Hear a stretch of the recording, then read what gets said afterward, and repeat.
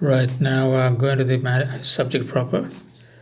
Post the shots you've just watched, or that's being posted, in fact. During interphase, the cell undergoes normal processes while also preparing for cell division. For a cell to move from interphase to mitotic phase, many internal and external conditions must be met. The three stages of the interphase are called G1, S, and G2. The first stage of interphase is called the G1 phase, or first gap, because little change is visible. However, during the G1 stage, the cell is quite active at the biochemical level. The cell is accumulating the building blocks of chromosomal DNA and the associated proteins, as well as accumulating enough energy reserves to complete the task of replicating each chromosome in the nucleus. Throughout interphase, nuclear DNA remains in a semi-condensed chromatin configuration. In the S phase, synthesis phase, DNA replication results in the formation of two identical copies of each chromosome, sister chromatids, that are firmly attached at the centromere region. At this stage, each chromosome is made of two sister chromatids and is a duplicated chromosome. The centrosome is duplicated during the S phase. The two centrosomes will give rise to the mitotic spindle and the apparatus that orchestrates the movement of chromosomes during mitosis. In mammals, the centrosome consists of a pair of rod-like centrioles at right angles to each other. Centrioles help organize cell division. Centrioles are not present in the centrosomes of many eukaryotic species, such as plants and most fungi. Please take screenshots of these illustrations and kindly make notes that would be of help to you. Human chromosome structure shows a spectral karyogram of a normal human female. Humans have a total of 23 pairs of chromosomes for a total of 46. Each pair of chromosomes are referred to as a homologous chromosome, as they contain copies of the same gene regions. Each of the homologous pairs of chromosomes are stained the same color. Chromosomes are shown in their condensed unreplicated state. B shows a schematic diagram of a single chromosome before lower diagram and after upper diagram replication. Upon replication, the identical copies of the chromosome are called sister chromatids and are linked together at the centromere structure. These figures are from the National Human Genome Research Institute and the School of Biomedical Science. Courtesy to all of them for this great news and great expressions and illustrations. In the G2 phase, or second gap, the cell replenishes its energy stores and synthesizes the proteins necessary for chromosome manipulation. Some cell organelles are duplicated and the cytoskeleton is dismantled to provide resources for the mitotic spindle. There may be additional cell growth during G2. The final preparations for the mitotic phase must be completed before the cell is able to enter the first stage of mitosis to make two daughter cells. The contents of the nucleus and cytoplasm must be divided. The mitotic phase is a multi-step process during which the duplicated chromosomes are aligned, separated, and moved to opposite poles of the cell, and then the cell is divided into two new identical daughter cells. The first portion of the mitotic phase, mitosis, is composed of 5 stages, which accomplish nuclear division. The second portion of the mitotic phase, called cytokinesis, is the physical separation of the cytoplasmic components into two daughter cells. If cells are not traversing through one of the phases of interphase or mitosis, they are said to be in G0 or resting state. If cells enter G0 permanently, they are said to have entered a stage of replicative senescence and will no longer be maintained for long-term viability within the organism. Progression of cells through the cell cycle requires the coordinated actions of specific protein kinases, known as cyclin-dependent kinases. Cyclin-dependent kinases are usually abbreviated as CDK or CDC proteins. CDC proteins require the binding of a regulatory cyclin protein to become activated, as shown in 9.17. The major cyclin proteins that drive the cell in the forward direction are expressed only at discrete times during the cell cycle. When activated by a cyclin counterpart, CDK, CDC enzymes phosphorylate downstream targets involved with cell cycle progression. For example, the primary cyclin CDK complex involved in the initiation of DNA replication during S phase is the cyclin E CDK2 complex. CDK2 is activated by the expression and binding of cyclin E during late G1 phase. This causes CDK2 to phosphorylate downstream targets, including the retinoblastoma tumor suppressor protein PRB. PRB normally binds and inhibits the activity of transcription factors from the E2F family. Following the release of E2F's transcription factors from PRB, E2Fs activate the transcription of genes involved in DNA replication and leads to the progression of L cells into S phase. So this illustration is quite obvious. Please take screenshots. This should help you in your studies. Explaining the above diagrams, we'll go to the figure 9.17. Cyclin-dependent kinases, CDKs, and their cyclin regulatory subunits. A. CDK cyclin complexes with direct functions in regulating the cell cycle as shown. CDK3 cyclin C drive cell cycle and entry from G0. CDK4/6 cyclin D complexes initiate phosphorylation of the retinoblastoma protein PRB and promote the activation of CDK2 cyclin E complex. In late G1, CDK2 cyclin E complex completes phosphorylation and inactivation of PRB, which releases the E2F transcription factors, and G1 S transition phase takes place.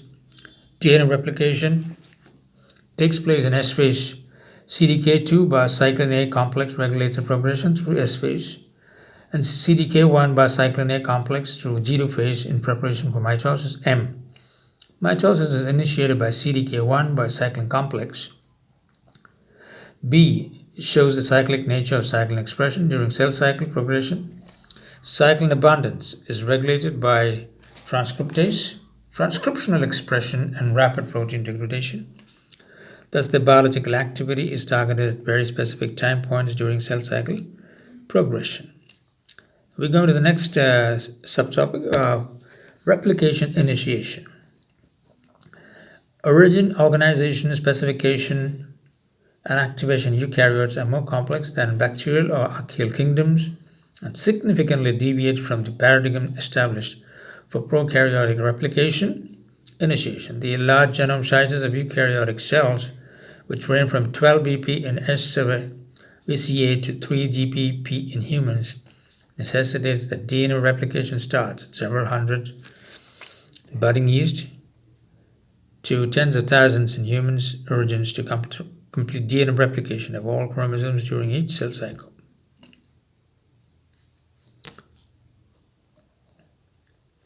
This diagram shows the original replication, parental DNA and the new DNA, which goes on to give the same as part of the replication, the parental DNA with 2 DNA new strands. Please copy these screenshots. They should be very helpful to you. And eukaryotic chromosomes are typically linear. Each contains multiple origins of replication. The left-hand figure is a graphic representation of eukaryotic origins of replication, while the right-hand image is a cryo-electron micrograph image. With the exception of SVCA and related Saccharomycotina species, eukaryotic origins do not contain consensus DNA sequence elements, but their location is influenced by contextual cues such as local DNA topology, DNA structural features, and chromatin environment. Nonetheless, eukaryotic origin function still relies on a conserved initiated protein complex to load replicative helicases onto DNA during the late M and G1 phases of the cell cycle, a step known as origin lysing. In contrast to the bacterial counterparts, replicative helicases in eukaryotes are loaded onto origin duplex DNA in an inactive double hexameric form, and only a subset of them, 10 to 20% in mammalian cells, is activated during any given S phase. Events that are referring to as origin firing. Origin firing. Events that are referred to as origin firing. The allocation of active eukaryotic origins is therefore determined on at least 2 different levels. Origin licensing to mark all potential origins, and origin firing to select a subset that permits assembly of the replication machinery, and initiation of DNA synthesis. The extra licensed origins serve as backup and are activated only upon slowing or stalling of nearby replication forks, ensuring that DNA replication can be completed when cells encounter replication stress. Together, the excess of licensed origins and the tight cell cycle control of origin, licensing, and firing embody two important strategies to prevent under- and over-replication and to maintain the integrity of eukaryotic genomes. Right, eukaryotic DNA polymerase enzymes. Similar to DNA replication in prokaryotes, DNA replication in eukaryotes occurs in opposite directions between the two new strands at the replication fork. Within eukaryotes, two replicated polymerases synthesize DNA in opposing orientations. Polymerase and epsilon synthesizes DNA in a continuous fashion as it is pointed in the same direction as DNA unwinding. Similar to bacterial replication, this strand is known as leading strand. In contrast, polymerase delta synthesizes DNA on the opposite template strand in a fragmented or discontinuous manner. This strand is termed the lagging strand. The discontinuous stretches of DNA replication products on the lagging strand are known as Okazaki fragments and are about 100 to 200 bases in length at eukaryotic replication forks. Owing to the lagging nature of the lagging strand generally contains a longer stretch of ssDNA that is coated by single-stranded binding proteins, which stabilizes ssDNA templates by preventing secondary structure formation or other transactions at the exposed ssDNA. In eukaryotes, ssDNA stabilization is maintained by the heterotrimeric complex known as replication protein A, RPA. Figure 9.19. Each Okazaki fragment is preceded by an RNA primer, which is displaced by the precession of the next Okazaki fragment. During synthesis, in the eukaryotic cells, a small amount of the DNA segment immediately upstream of the RNA primer is also displaced, creating a flap structure. This flap is then cleaved by endonucleases such as FN1 discussed later. At the replication fork, the gap in DNA after removal of the flap is sealed by DNA ligase 1, owing to the relatively short nature of the eukaryotic Okazaki fragment. DNA replication synthesis occurring discontinuously on the lagging strand is less efficient and more time-consuming than leading strand synthesis. This is a diagram that represents the lagging strand and the leading strand. Explaining the illustration, the eukaryotic replosome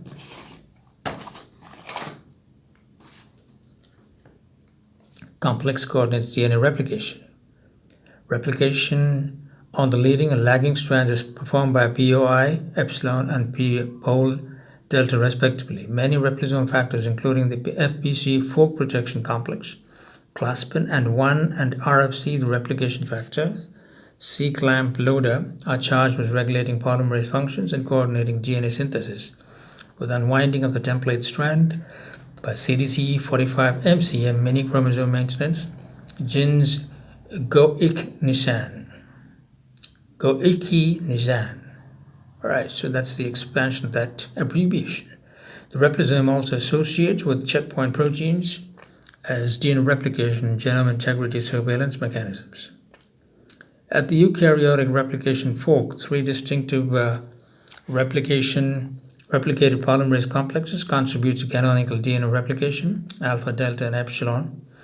These three polymerases are essential for viability of the cell because DNA polymerases require a primer on which to begin DNA synthesis. First polymerase alpha, Pol alpha, acts as a replicator primase. Pol alpha is associated with an RNA primase, and this complex accomplishes the priming task by synthesizing a primer that contains a short 10 nucleotide RNA stretch followed by 10 to 20 DNA bases. Importantly, this priming action occurs at replication initiation at origins to begin leading strand synthesis and also at the 5' end of each Okazaki fragment on the lagging strand. However, pol alpha is not able to continue DNA replication. From in vitro studies, it was observed that DNA replication must be handed off to another polymerase to continue synthesis. The polymerase switching requires clamp loaders. Initially, it was thought that pol delta performed leading strand replication and that pol alpha completed each okazaki fragment on the lagging strand using mutated polymerase variants and mapping nucleotide misincorporation events. Konkel and colleagues found that pol delta, pol epsilon, and pol delta mutations lead to mismatched nucleotide incorporation only on the leading and lagging strands, respectively. Thus, normal DNA replication requires the coordinated actions of 3 DNA polymerases: pol alpha for priming synthesis, pol epsilon for leading strand replication, and pol delta for generating okazaki fragments during lagging strand synthesis. In eukaryotes, DNA polymerases are grouped into 7 families: A, B, C, D, X, Y, and RT. Crystal structures of the 3 nuclear replicator DNA polymerases demonstrate that they belong to the B family. All 3 replicator DNA polymerases are multi-subunit enzymes. Subunits of the major eukaryotic replicator DNA polymerases. It's on a table, so we just enumerate that: polymerase, species, and function. So polymerase alpha, H. sapiens, S. cerepiziae. Catalytic or A subunit, pol A, P page 180, pol 1, catalytic subunit, polymerase activity, inactivated exonucleus. And then is for the B subunit, we have pol A, pol 2, regulatory subunit, primase small subunit, prime 1, PRI, pri1, primase large subunit, prime 2, pri2, and primase. And the polymerase H. sapiens cerepiziae, polymerase H. sapiens cerepiziae for epsilon. It's for each polymerase delta, epsilon, and likewise. So all B family polymerases are composed of 5 subdomains: the fingers, thumb, and palm, which constitute the core of the enzyme, as well as an exonucleus domain and an N-terminal domain, NTD. The palm, a highly conserved fold composed of 4 antiparallel beta strands and 2 helices, harbors 2 strictly conserved catalytic aspartates located in motif A, DXXLYPS, and motif C, DTDS. This fold is shared by a very large group of enzymes, including DNA, RNA polymerases, reverse transcriptases, CRISPR polymerase, and even reverse 3' to 5' transferases. In contrast to the thumb and finger subdomains exhibit substantially more structural diversity. The fingers undergo a conformational change upon binding DNA and the correct incoming nucleotide. This movement allows residues in the finger subdomain to come in contact with the nucleotide in the nascent base pair. The thumb holds the DNA duplex during replication and plays a part in the processivity. The exonucleus domain carries 3' to 5' proofreading activity, which removes misincorporated nucleotides. The NTD seems to be devoid of catalytic activity. In pol delta, the NTD comprises 3 motifs. One has a topology resembling an OB fold, a single-stranded DNA binding motif, and another bears an RNA binding motif, RNA recognition motif, or RRM.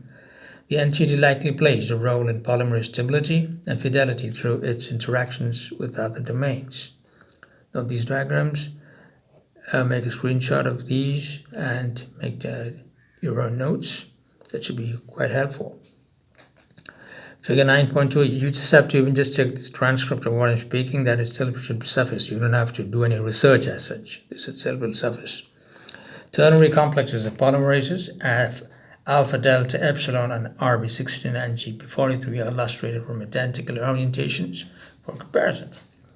Your thumb green, fingers dark blue, domains grasp a duplex nucleic acid primer shown in beige, template in orange, against the palm domain red. The N-terminal domain appears in gold, adjacent to the 3' and 5' exonucleus domains, cyan.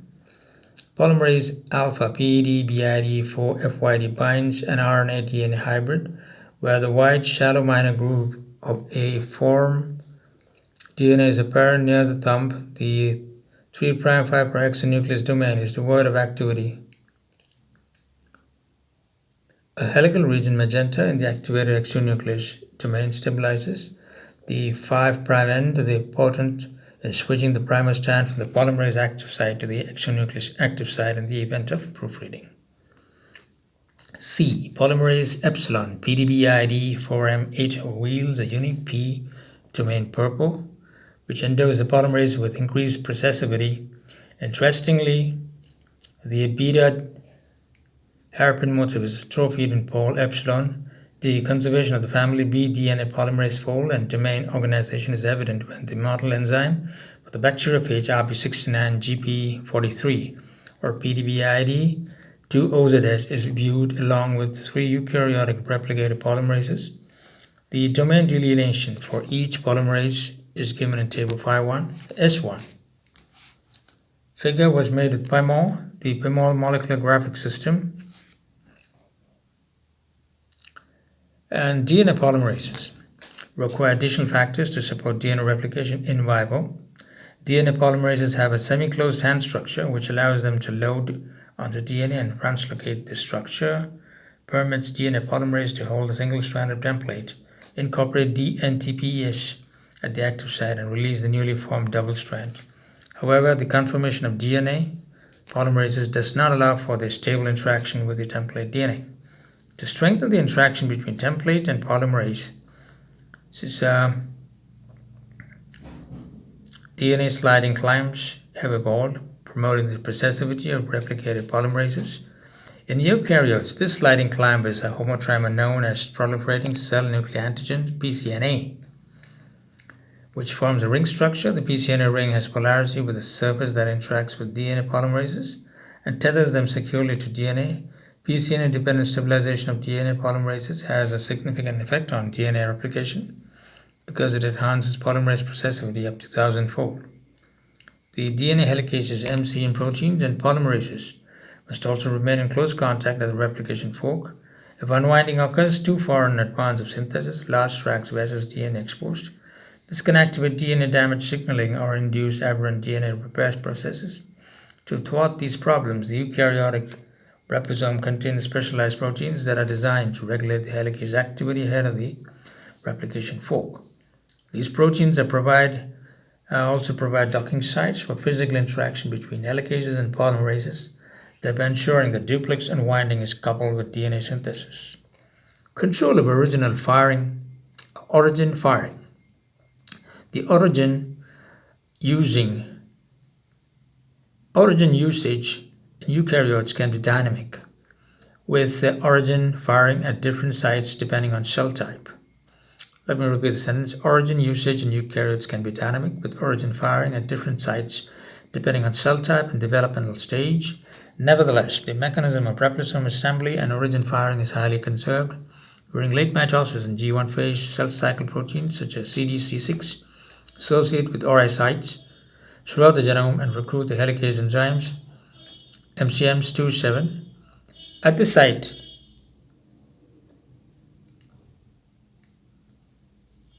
Double hexamers of the MCM27 complex are loaded at replication origins. This generates a pre-replication complex pre-RC, and the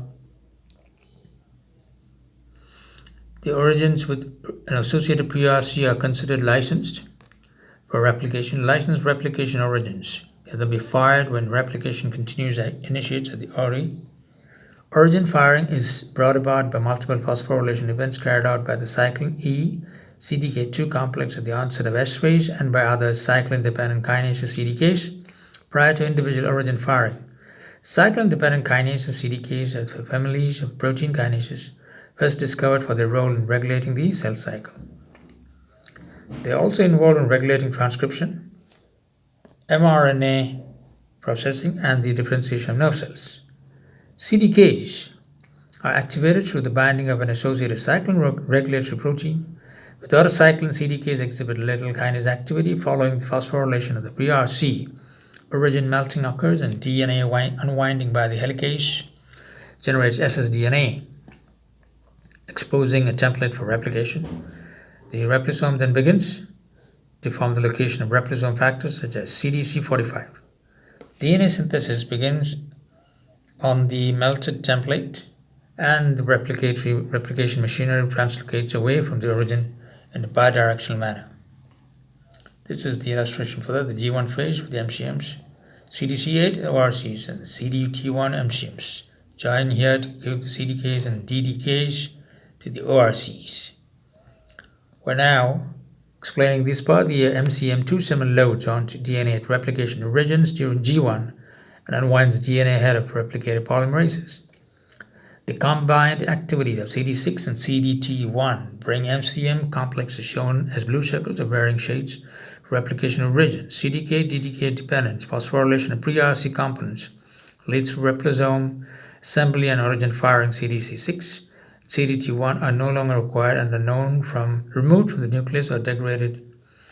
MCMs and associated protein genes and CDC45 are shown. Unwind DNA to expose template DNA. At this point, replosome assembly can be completed and replicated initiated. P indicates phosphorylation. So that's it about this section as we wind up now, and we'll continue with the next section of replication through nucleosomes in the next lecture. Till then, make notes, take screenshots of the illustrations, and make your inferences. If any doubts, please get back to me on the comment section of the concerned lecture. I'll be happy to enlighten you or clear your doubts. So thank you, best wishes, I'll see you next lecture.